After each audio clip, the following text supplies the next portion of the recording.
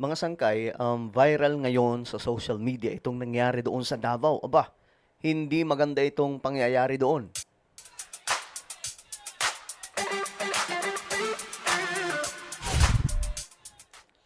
Yo, what's up guys? This is me. We are back dito sa ating YouTube channel. Kamusta po kayong mga kababayan? At ito, pag-usapan po natin guys, itong nangyari doon po sa Davao na usap-usapan nga po ngayon mga sangkay sa social media, sa mga balita, no? At hindi maganda ito at hindi dapat ikatuwa mga sangkay, no? Kasi may iba tuwang-tuwa pa po sa nangyari. Dahil din po sa awayan ng politika, kaya ganito mga sangkay nangyayari pambihira. Anyway, bago tayo magpatuloy sa mga hindi pa po dyan nakakapag-subscribe sa ating YouTube channel, makikita nyo po yung subscribe button sa baba ng video na to. I-click nyo lamang po yung subscribe, i-click ang bell, at i-click nyo po yung all. Sa mga nanonood po sa Facebook, i-follow nyo po yung ating Facebook page.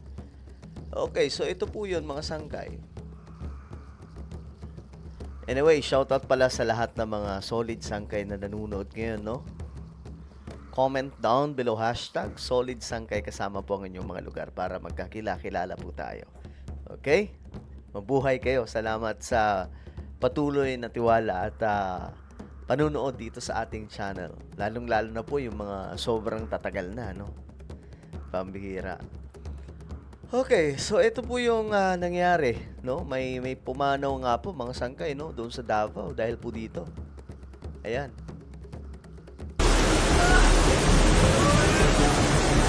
Tignan po ninyo ang ganap doon.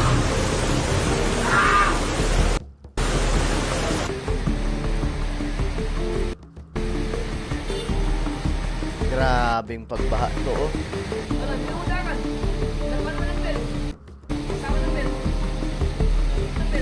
Sobrang lakas daw talaga yung baha sa Davao. Ang awang himtang jeep. Halos katunga na. Grabe. Kulang ng mga bata. Tubig, isaka na din sa Oh man, punduan. Panabangi ang bahada. tinulak na lang, oh. Yung jeep.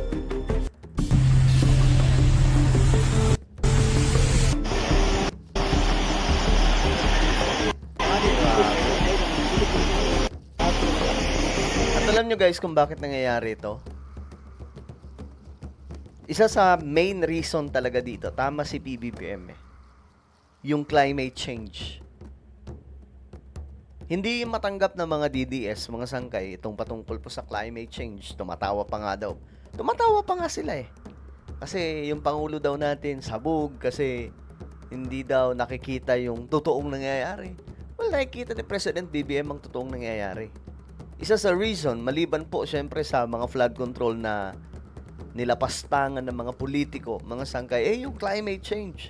Pansinin nyo, lahat po ng mga bansa nakakaranas nito. Mayaman o mahirap na bansa nakakaranas nito. O ito, mga sangkay, pambihira. Watch Davao City, o baha sa Davao City.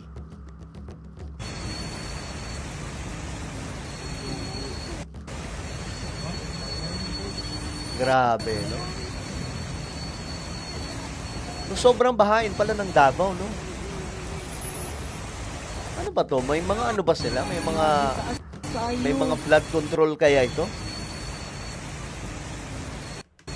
So ngayon nga mga sangkay, actually nangyayari dahil po sa politika, hindi na pinag-uusapan yung climate change, hindi na po pinag-uusapan yung weather natin, mga sangkay na masyadong ibang-iba na sa panahon po natin ngayon. Ang pinag-uusapan ngayon, yung usapin pang politika. Kasi, ginagantihan po yung mga DDS na mga dilawan at loyalista. Kasi nga po,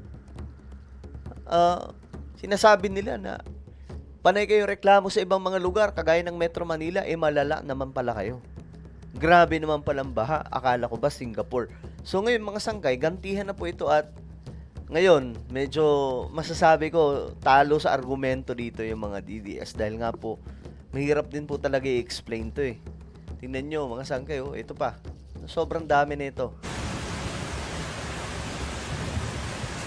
Grabe, oh.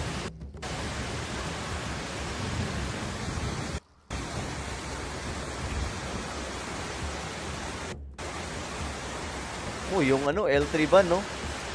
Wala na.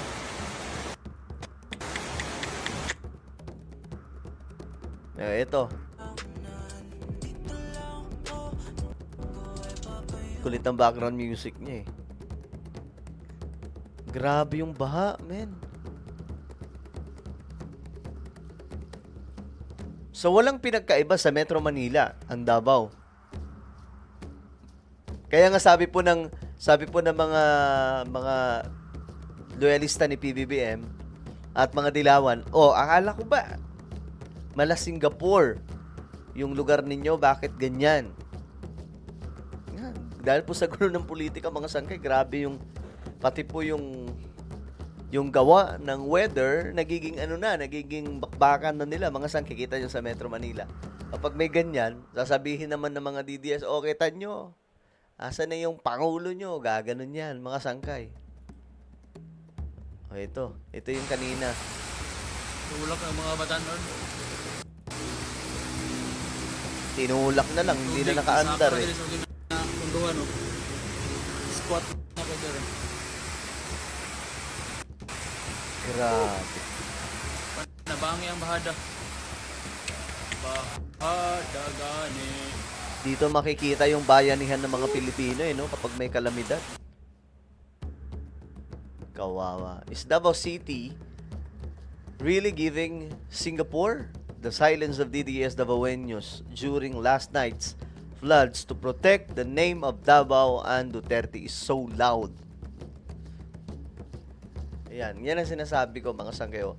Ang lala pala talaga ng basa Davao City kagabi. Nakakalungkot isipin na ilang taon na pala itong problema. Pero parang nasanay na lang ang mga tao.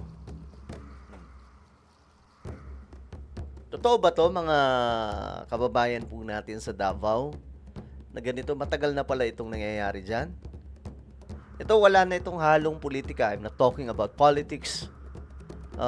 We are talking about the situation, mga sangkay, because of climate change. Yun naman po talagang totoo dyan. At pangalawa, yung mga flood control. Siyempre. Pero actually guys, sa weather po natin ngayon, kahit sandamakmak pa na flood control ang ilagay ninyo, hindi nyo matatalo ang climate change. Nang ganun-ganun na lang. Pero pwede naman isa sa solution dyan, mga sangkay, yung mga syudad, dapat po mayroong underground flood control. Yung kagaya po doon sa Japan, mga sangkay. Ito papakita ko po sa inyo. Sa Japan, meron po silang matinding flood control. Actually, sa BGC, mayroon po niyan. Flood control. Japan. Sa Japan, ito yung kanila eh. Ayan. Dapat may ganito na po yung Pilipinas, no? Bawat syudad may ganito dapat para in case may baha, ganito dapat yung mga project. Hindi yung kinukurap lang eh. Pag maliliit na mga proyekto, kinukurap. 'Di ba? Yan, ganito siya, mga sangkay, pag bumaha. Ayan, yung tubig bumababa dito. Para po siyang storage ng water. Pagkatapos na ng pagbaha, bibitawan na po siya. Ayan, ganito na siya. I-drain na po niya. I-drain na po siya papunta sa mga drainage system. Ayan.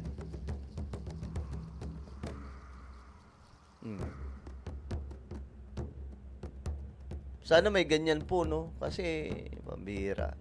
Ayan. Akala ko ba walang baha sa Davao? Ayan. Mahirap to, mga sangkay. Tingnan nyo, grabe yung basura, men. Parang wala nang pinagkaiba talaga sa Metro Manila. Same na same. Ganito po talaga. Pero I'm praying for Davao. Hindi po tayo tulad ng iba na kahit baha, ginagawang politika. Pambihira. Actually, both side ganun eh. Ganyan din naman po ang mga DDS.